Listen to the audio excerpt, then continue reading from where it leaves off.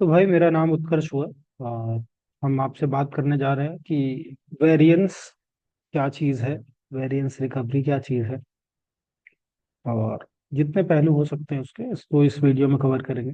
और नहीं हुआ तो फिर आगे भी इसके अभी वीडियोस आएंगे। और तो सबसे पहले तो चीज़ है कि वेरिएंस क्या है। तो किचन से हमारे पास जो पैकेट्स आते हैं उनमें से कितने पैकेट्स आइडियली इस्तेमाल होने चाहिए थे और कितने पैकेट्स एक्चुअल में इस्तेमाल हुए हैं, इन दोनों के बीच का जो अंतर है वो वेरिएंस होता है।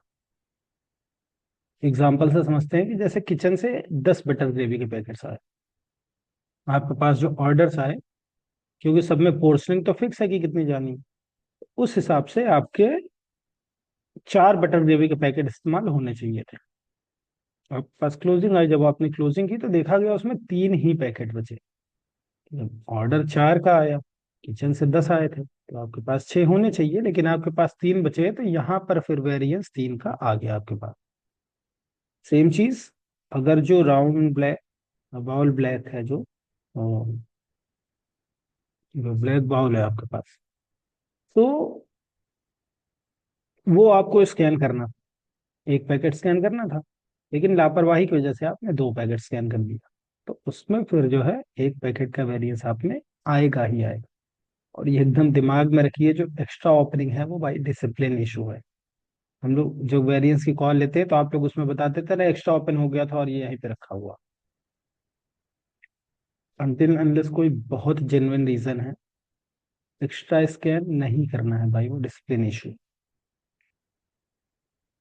अब वेरिएंस आने के क्या क्या रीजन है, मतलब हमसे ज्यादा तो आप लोगों को जानकारी है इस चीज की कि क्या रीजन है। तो भी एक बार हम बता देते हैं कि पैकेट बिना स्कैन किए यूज कर लेना, मतलब यूज किए जा रहे हैं, यूज किए जा रहे हैं, और बाद में फिर एक साथ उसको स्कैन किया, तो इसमें तो फिर आपका वेरिएंस शो होगा ना। अगर एक साथ एक दिन में पैकेट स्कैन कर रहे हैं तो फिर वेरिएंस आपका शो होगा।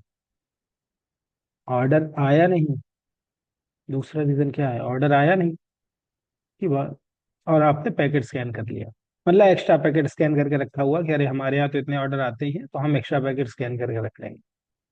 तो एक्स्ट्रा पैकेट स्कैन करके रख लिया, तो वो इस्तेमाल नहीं हुआ बाई चांस, उसको रख दिया, अगले दिन पता चल रहा है उसमें स्मेल आ गई, कुछ हो गया, उसको इस्तेमाल नहीं कर पाए, तो उसमें वेरिएंस आ गया आपका। तो एक्स्ट्रा पैकेट की ओपनिंग अवॉइड करिए, करिए। आउटलेट में स्टाफ फूड के अलावा कस्टमर फूड खाना, कि भाई स्टाफ फूड से जो सब्जी रोटी चावल है, इसके अलावा फिर चिकन ग्रेवी, बटर ग्रेवी, मूंग दाल का हलवा, फुल्का, ये सब खा रहे हैं, तो वो चीज़ की वजह से वेरिएंस आता है। अपने पर्सनल इस्तेमाल के लिए ले जाना, कि भाई ले जाते हैं इसको रूम पे बनाएंगे, चावल ले जाते हैं रूम पे बनाएंगे वहाँ, तो ये सब नहीं करना भाई कि अपने पर्सनल इस्तेमाल के लिए लेके जा रहे हैं। स्टाफ फूड की एंट्री ना करना है, स्टाफ फूड खा रहे हैं तो उसकी एंट्री करिए। अभी बहुत जल्द ही इसमें भी होगा कि स्टाफ फूड की अगर एंट्री नहीं की जा रही, तो भाई जिसने जिसने एंट्री नहीं की है उन सब के ऊपर एक्शन लिया जाएगा। तो स्टाफ फूड की एंट्री डेली बेसिस पे करिए, और जितना खाइए उतना करिए।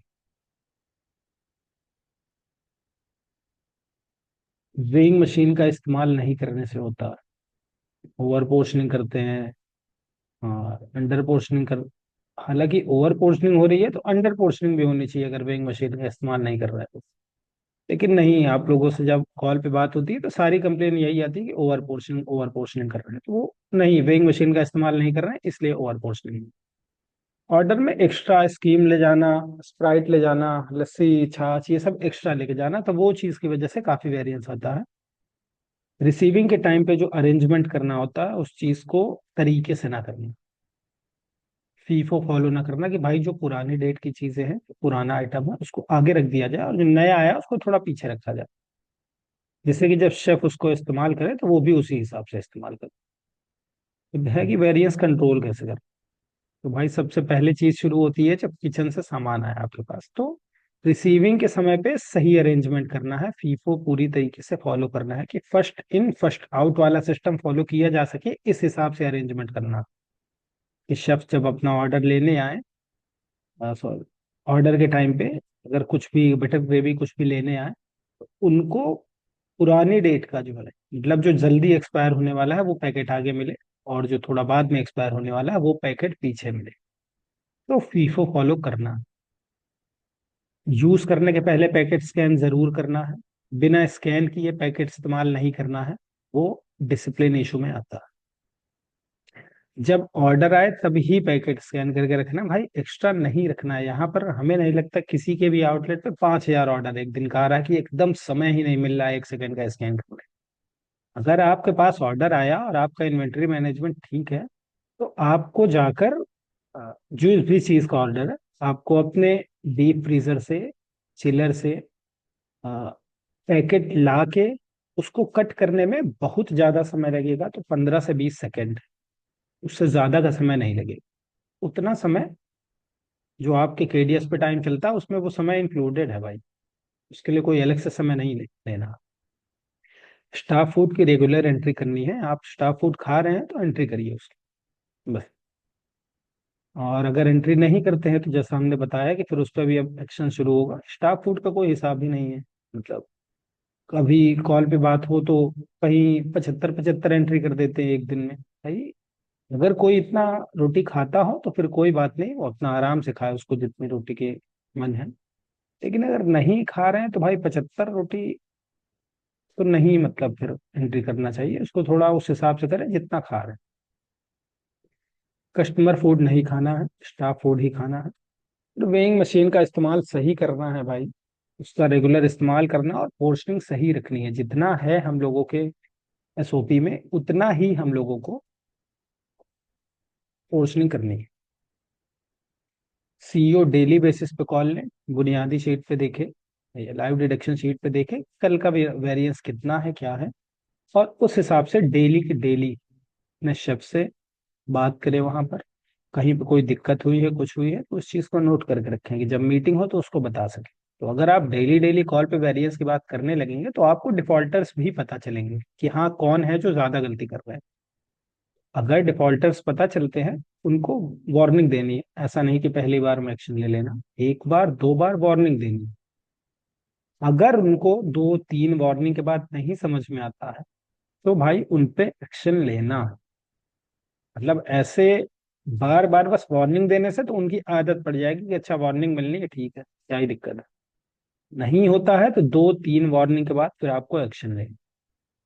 अगर किसी को खाते हुए मिसयूज करते हुए पकड़ते हैं तो ग्रुप पे जरूर मेंशन करना है। आपका जो एक ग्रुप होगा आपके आउटलेट का, उस पे जरूर मेंशन करना है अपने एसओएम सर, अपने सिटी लीड सर, इन दोनों को टैग करना।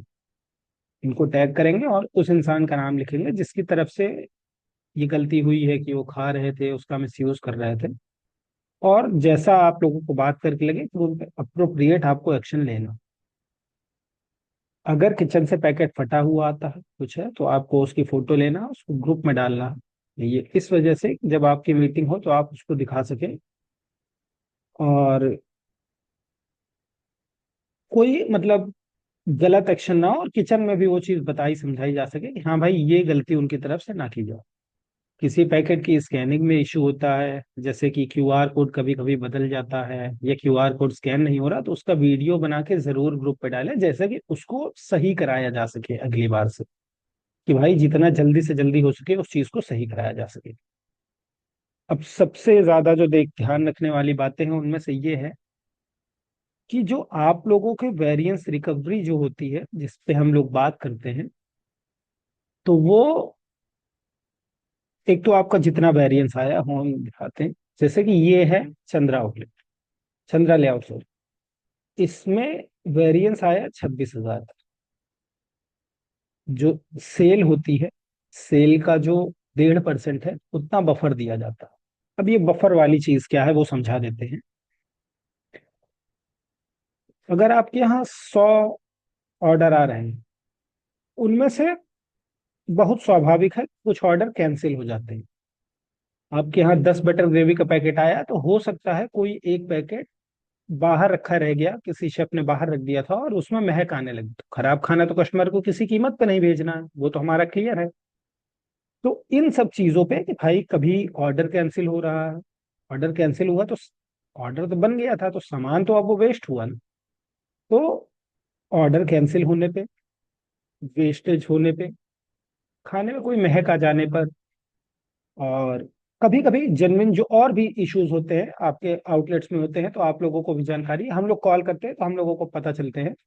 तो जेन्युइन इश्यूज की वजह से कुछ ना कुछ दिक्कत होती रहती है, तो उतना बफर दिया जाता है कि भाई 26,000 का वेरिएंस आया है और ये सेल है, और रिकवरी जो की जाती है वो 17,473 रुपए। तो ये उस बेसिस पे है कि इसमें से इसका 1.5% माइनस कर दिया गया। वो सोचा जाता है कि कुछ ना कुछ हो जाता होगा, वेस्टेज हो गया, कुछ हो गया, चीजें खराब हो गई, तो उसके बाद ये रिकवरी की जाती है। मतलब इसमें कितना, सात, सात, 14, लगभग 9,000 रुपए का इसमें बफर है चंद्रा लेआउट में। अगला बात करें, यहाँ पर भी देख लीजिए 17,000 का वेरिएंस आया है और रिकवरी की जा रही है 11,974। सेम यहाँ पर सोना रोड में 20,000 का वेरिएंस आया और सेल्स के बेसिस पे रिकवरी की जा रही है 10,500 की। तो ये देख लीजिए, सेल पे बहुत ज्यादा डिपेंड करता है। सोना रोड का जो वेरिएंस है वो धनकरवाड़ी से ज्यादा है, लेकिन इनकी जो रिकवरी अमाउंट है धनकरवाड़ी का ज्यादा है और सोना रोड का कम है, तो ये सेल्स के बेसिस पे है। तो ये आप लोग जो कभी कभी मीटिंग में बताते हैं कि सर ये वेस्टेज हो गया था, 2 ऑर्डर 3 ऑर्डर कैंसिल हो गए थे डेली बेसिस पे हमारे, तो वो सब जो है आपके बफर में ऑलरेडी कवर्ड होता है। तब भी हम लोग वो रीजन सुन लेते हैं और उस पर इतना भयंकर एक्शन नहीं लिया जाता है, लेकिन वो आप देख लीजिए, वो ऑलरेडी कवर्ड होता है इसमें। कि भाई हम लोग भी समझते हैं कि अगर ग्राउंड का ऑपरेशन हो रहा है तो उसमें कुछ ना कुछ गलतियां होती रहेंगी। तो अगर उसके बाद भी इतना ज्यादा वेरिएंस आ रहा है, तो कहीं ना कहीं वो जो दिक्कत है, गलती है सीईओ की, शेफ के एंड से है कि भाई कुछ तो गलत काम वहां पर आउटलेट में हो रहा है। और उसके बाद भी डेली कॉल जो है वो चीजें नहीं हो रही हैं, रीजन मीटिंग में सही नहीं बताया जा रहा। तो इस चीज को एकदम ध्यान रखिए कि अगर बफर के बाद भी आपका वेरिएंस इतना ज्यादा है तो उसको आपको कंट्रोल करने की जरूरत है। नहीं तो आपके ऊपर कोई भी बड़ा एक्शन लेने में, फिर अगर ये लगातार हर वीक हो रहा है, कोई जेन्युइन रीजन नहीं है और इतना वेरिएंस है, तो कितने हफ्ते चला जाएगा, 1 हफ्ते, 2 हफ्ते, 3 हफ्ते, उसके बाद फिर आपके ऊपर कुछ बड़ा एक्शन जरूर लिया जाएगा। क्योंकि इतना ज्यादा नुकसान करवाने से बेहतर है ना कि आप ना रहें वहां पर, आके कोई और काम करे और वो कुछ बेहतर करे। तो इस चीज को एकदम ध्यान रखना है कि भाई हमारा जो टारगेट है वेरिएंस का वो है 0।